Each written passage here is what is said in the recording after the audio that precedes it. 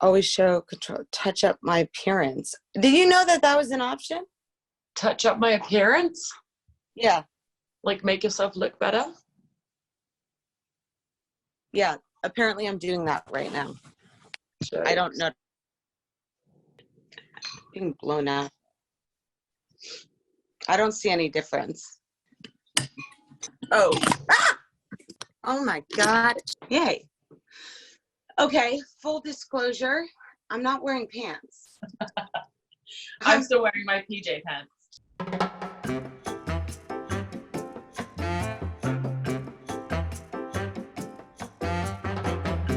What other ingredients will we need? I do a zucchini, and then you need a lemon, dry parsley, dry oregano, salt, olive oil, and chili flakes.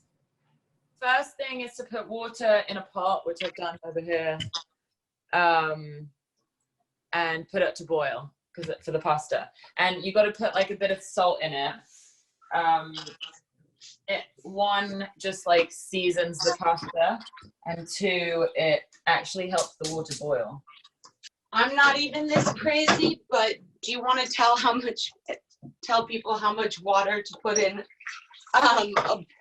like water to boil for pasta? I doubt anyone. I don't think it matters, just as long as it's like covering the pasta a good amount. Like I don't ever really measure water for pasta. I usually fill it up, like I'm not using too much pasta today, so I filled it like halfway, but it's quite a deep. Like we're gonna. Do you have a like a peeler?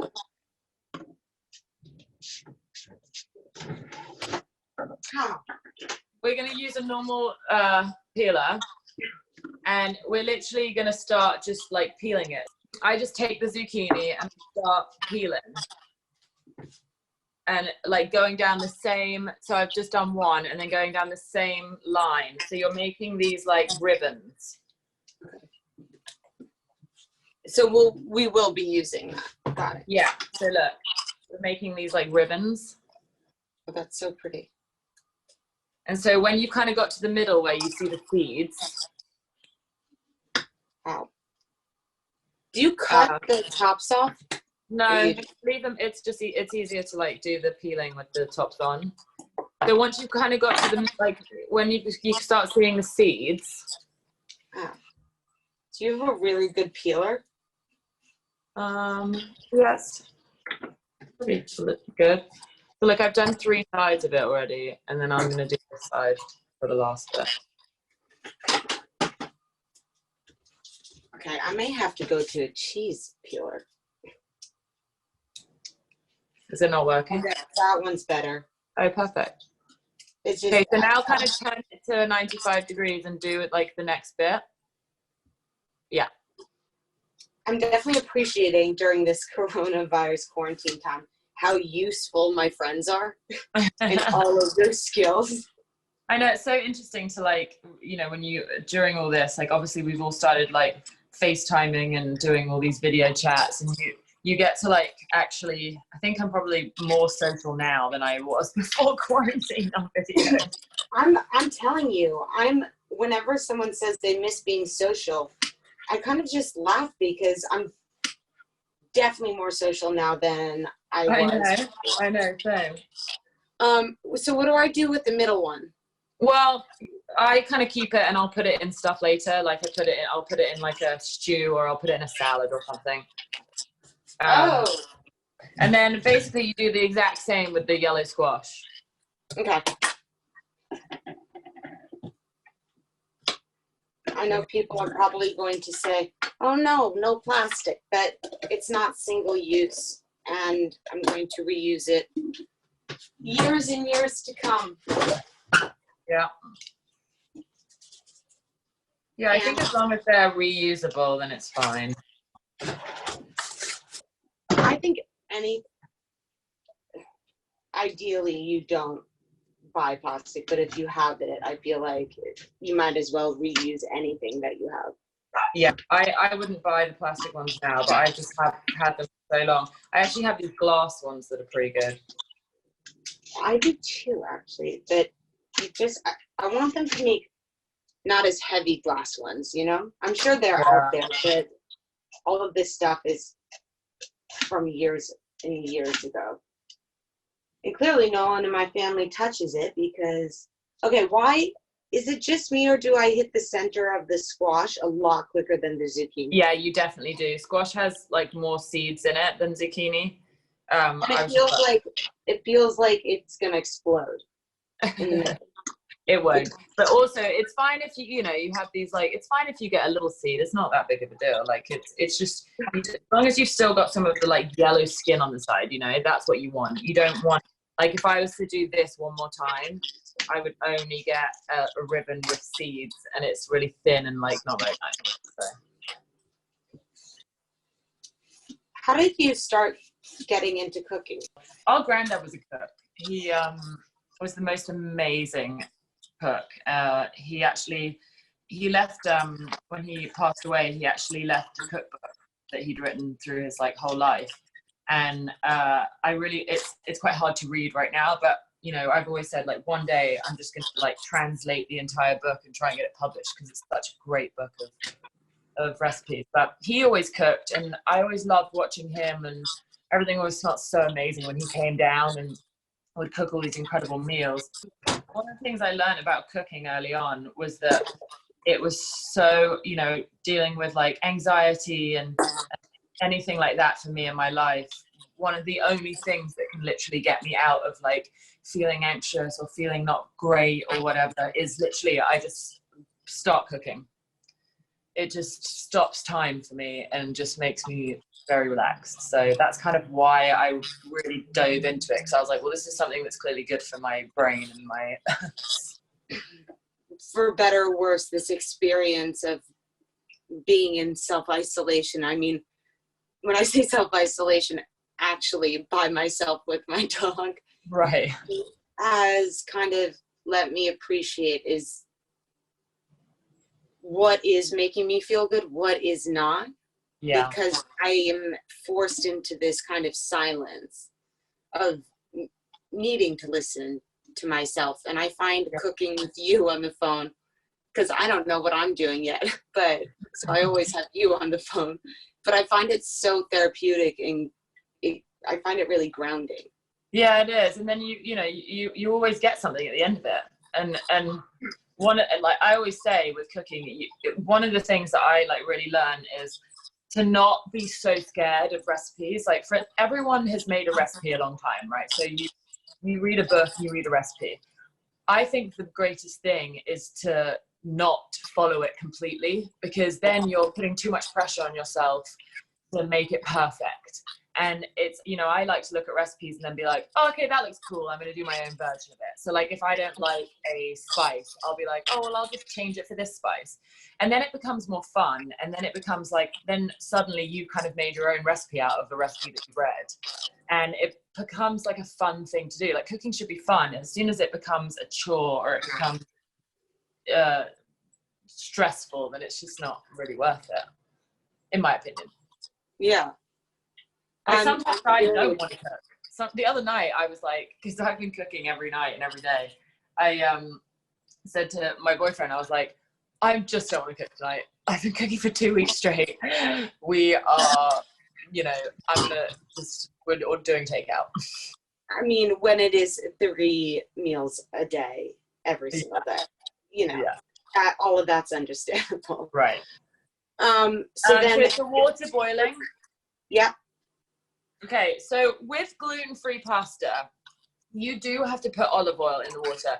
With any other normal pasta, this whole thing about putting olive oil in water, it's not, like, the Italians do not put olive oil in water. But where did it come from? I don't know why people started doing it. I mean, you can do it, but, like, olive oil should be afterwards. So if you're going to put olive oil in pasta to stop it, like, sticking, you do it after it's cooked. Huh. Okay, so however, gluten-free pasta, you do have to put olive oil in because it is a different consistency and it will actually stick in clumps together. So I just put a little bit in just to kind of like, I'll try. I didn't put crazy amounts, but you can see like all the, For this recipe, do I use the whole pack or half? I would do half a pack. Yeah. Because what you can do is, if we don't use all the squash and zucchini, you can just put for a salad. Yeah. So maybe half the pack. Mine's boiling. So put it in? Yeah, put it in. And we're gonna go over to the stove. Okay. Alrighty. So we're gonna have some. We're gonna put some olive oil in the frying pan. Olive oil. Cover the kind of bottom of the pan with olive oil, and then put all the squash in the oil. Oh, I feel like I should get a bigger pan.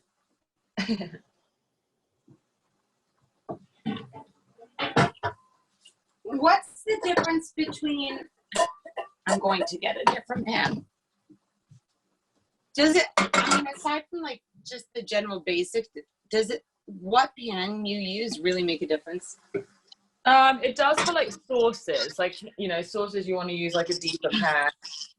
For this kind of stuff, this is just like basically cooking vegetables, so it's not really. Okay, so then you got your lemon, and you need a grater. Right. And we're just gonna grate some zest in.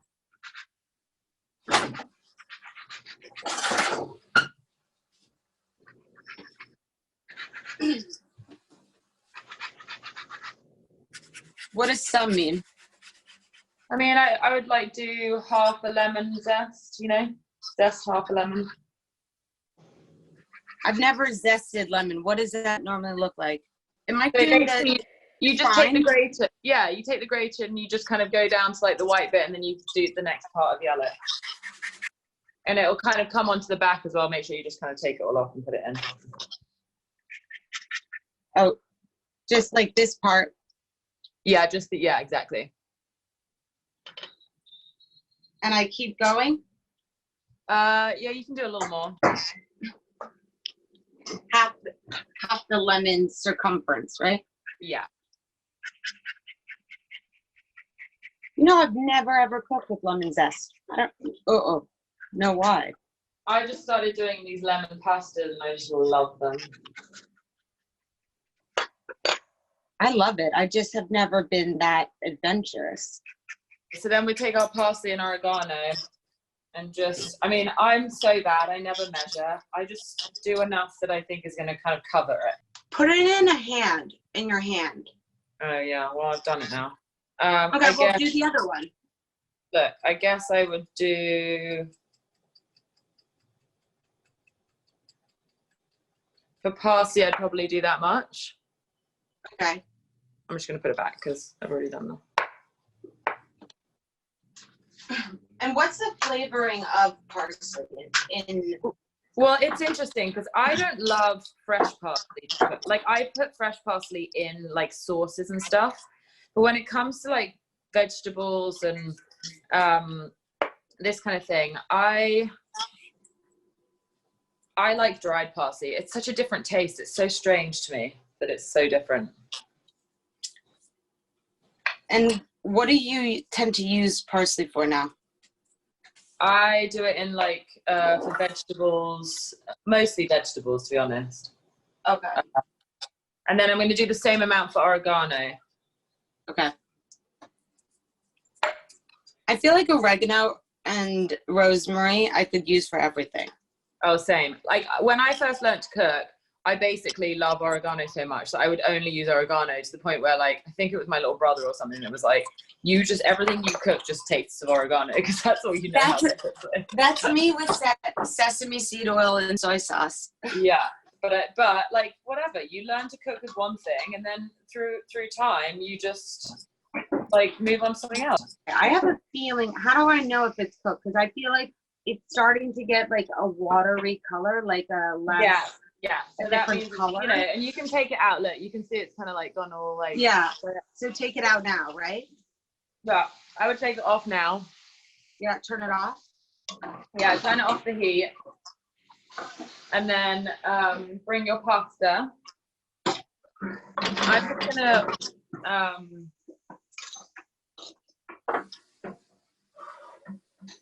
I am going to,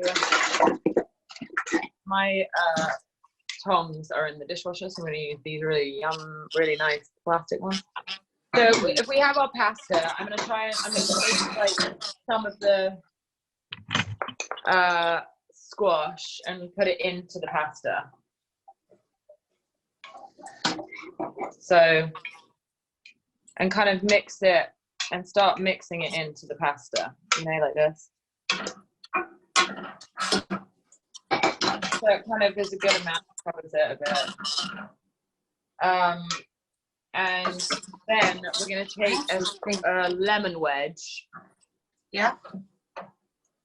And make sure you have it on a low heat still. Oh. So put the pasta dish on like just a really low heat because you don't want it to be cold. And then we're going to take a lemon wedge. Are you done putting the zucchini and squash in? Yeah, so mine looks like this. It's kind of got like a... Oh, wow. You put a very little pasta in. Yeah, I didn't do enough pasta. It's all I had left in the box. Okay. Yeah, so I've got this wedge and I've squeezed it into the pasta, and then I'm just going to put the wedge in the pasta. So I squeeze it and then just let the wedge just fall into the pasta. Okay, so, and then just add a pinch of salt. Oh, leave the lemon in, you said. Yeah, leave the lemon in, add a pinch of salt, and add a pinch of chili flakes. And then we're just going to try it, because this is when you want to taste it and be like, oh, do I need anything else? Like, do I want to add more salt? Do I want to add more chili flakes? Do I want more lemon?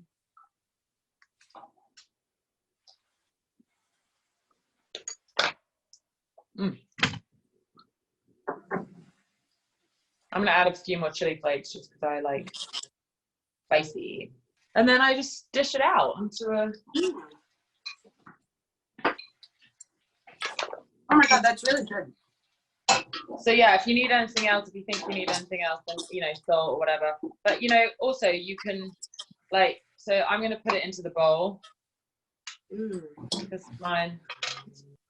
And I put my lemon on the side because it looks pretty. Ooh, I like that.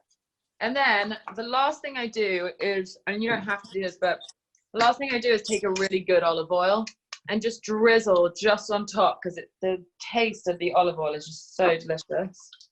I actually can do this. Like, I could even do this coming home after work. You can do the exact same thing, but with broccoli rabe. Like, you know, like the thin stalk broccoli. And you just cut up the whole broccoli and you do the exact same thing, but you cut it into like little like bits. And then you can do that with like a penne or a fusilli. Can anyone really eat spaghetti in like a decent way? No, I was just about to say I'm eating this so ladylike, and this looks so nice on video.